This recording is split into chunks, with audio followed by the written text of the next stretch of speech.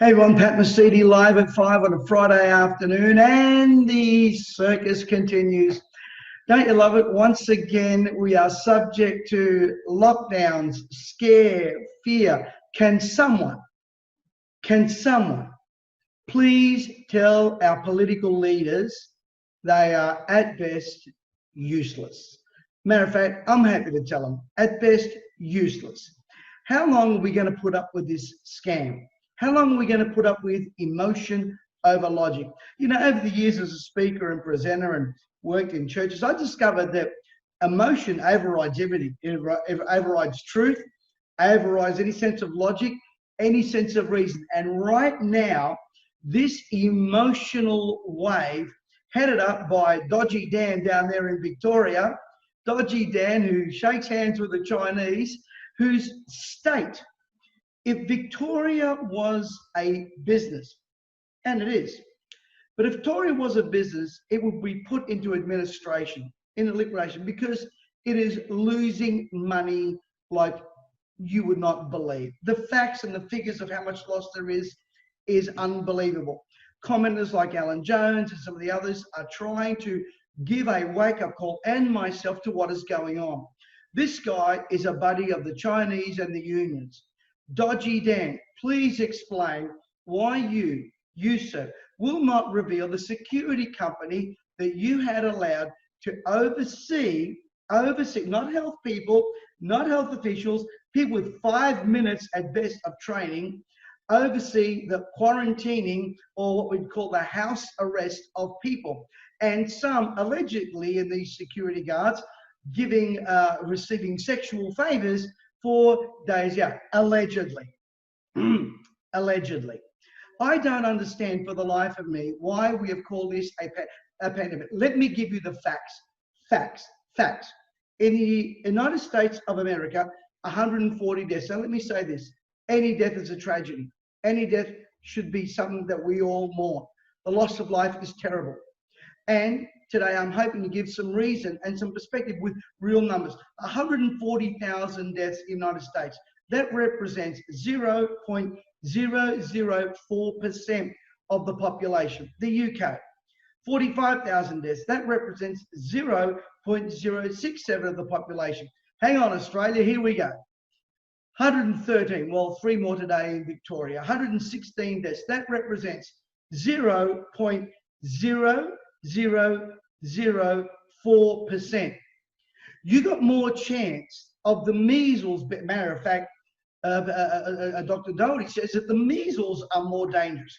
On March 15th, our own Prime Minister said this, that the coronavirus disease would be nothing worse than catching a bad flu. I understand there are people dying. So before you trolls start slamming me and putting stuff on here that I'm not educated and blah, blah, blah, you all know full well that if you're over 70 or 80 and have an underlying disease, more than likely you could get coronavirus, could be dangerous to you and could be fatal. However, World Health Organization, remember that? Remember the World Health Organization, them that told us that football fields would be full? They now have admitted that 99% of the cases that people will get are mild. And of the 1%, most people will get better.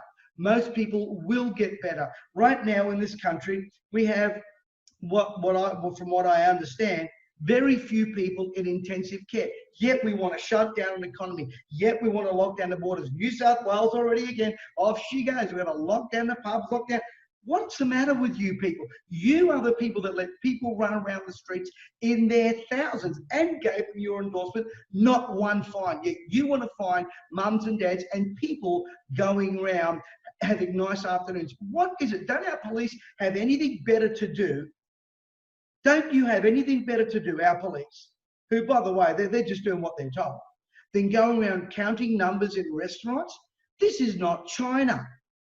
Now, thank God for Donald Trump, who stands up to China. Thankfully, he's not like Dodgy Dan down there in Melbourne doing deals with the Chinese, hoping they're going to bail him out. Am I angry? Yes, I am angry at the stupidity of our political leaders in all 3 states, I might add, Victoria, New South Wales and Queensland. I turned on the news this afternoon They're already now going, oh, you know, the checks and this and that, and maybe into lockdown again. This is dodgy. It smells. Let me tell you what I said the other day. If it walks like a duck, if it quacks like a duck, it's a duck. I really believe there's more to this than what meets the eye. I really believe that most of us need to speak up. You see, I believe there is a scam behind this whole thing. Socialist governments have a great way of destroying economies and spending your money. Incidentally, have you noticed that politicians have cut everyone back except for themselves? Matter of fact, allegedly, the Premier of Victoria gave himself a pay rise. You know, in my world, I get paid on performance. If you were paid on performance, some of your premiers, the way you're running our states, you'd lose your job in a heartbeat. Why cannot we restart and have a vote? Let's vote. And I know many of you that are living in fear out there, oh, Pat, you don't understand science and infectious diseases.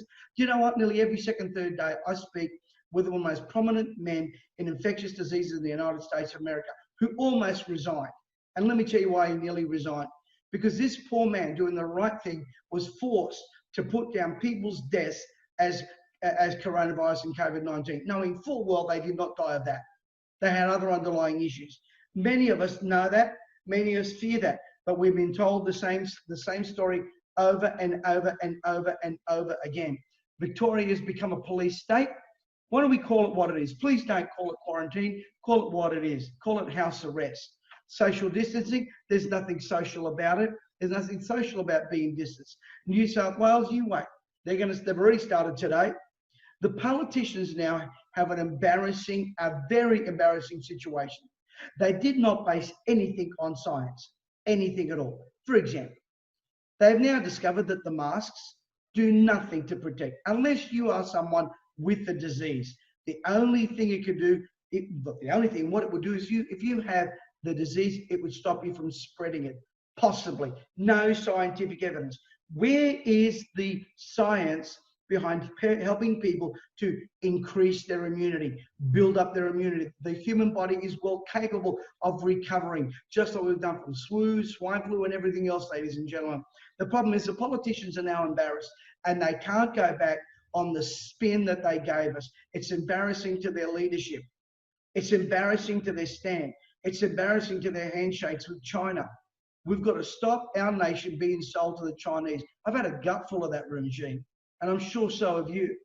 And as a leader, and people say, oh, Pat, you should stick to preaching and blah, blah, blah. Let me tell you something. If you have a voice, you better start using it. All of you. You better start using it. Otherwise, you'll have no voice. Pretty soon, you'll be told not only you can't leave your house, but you can't speak. Incidentally, social media's already done that. Truth is only truth if it's their truth. I really believe there is no science, but there are agendas lining the pockets. You know, people say, oh, we want to see, over there in America, we want to see the Democrats, we want to see the tax returns of Donald Trump. I'm not concerned about the tax returns of a billionaire that's worked his tail off. I'm concerned about you politicians and how you became multimillionaires while you got 40 and 50 years in office. Now that's scary. I really believe we've been duped. People today feel powerless. They feel like they have no voice. They feel like they've been conned. They feel that there's no consistency. And you know what? They're right. Our leaders are not leaders. God help us all. What a pathetic lot. I don't know why our Prime Minister, Scott Morrison, could straight away put moratoriums on everything and why now he can't step in. I understand he has to abide by the premiers. But Scotty, we need you now, mate. We need you now to man up to some of these premiers and start and say this. Just like you told us when we were buying toilet paper and we were buying too many groceries. Stop it. Stop it. Scotty, be a dad. I call you Scotty affectionately. Mr. Prime Minister, be a father to the nation. Hear the cries of the people that are concerned, frustrated, angry, losing their businesses. They've worked for years. They're losing family businesses. They're losing their sense of respect, dignity, domestic violence, suicides going through the roof. We need someone to stand up and say enough. Let me tell you what we need right now. We need leadership. We need transparency. We need guts. We need to go back to work. We need to understand this is a low risk, but it's come at a high price. Enough is enough. Can I encourage you If this message resonates with you, share it. Share it. Stop. We've got to stop bowing to the pharaohs of the modern age. We've got to stop bowing to the pharaohs of the modern age who throw reason out the door and all they're worried about is their stand. Just remember, our politicians have been elected by the people to serve the people, for the people. And I tell you what, we can't wait for an next ballot box. There'll be nothing else left. We've got to start doing something now. We've got to start speaking up. We've got to demand transparency. We've got to demand leadership. We've got to demand honesty. We've got to demand a complete overview of the system as it is. We've got to start requiring science over emotion. Most of these health ministers that advise the premiers should have been fired, half of them. They should have been fired. The statistics they gave, the fake modules they set up, shame on them. And they continue to run the same story, except this time we've got enough smarts amongst us all to speak up and stop the scam. Hashtag Dodgy Dan, stop the scam. Hashtag Premier of Queensland and New South Wales, stop the scamming, the lying and the dodgy facts and figures. Let's get real. Let's get our nation back to work. Let's get our churches opened. Open the churches. Pastors, rally your people. Open our churches. They are essential to the soul of this nation before this nation loses its soul. This is Pat Mesiti. Have a great weekend.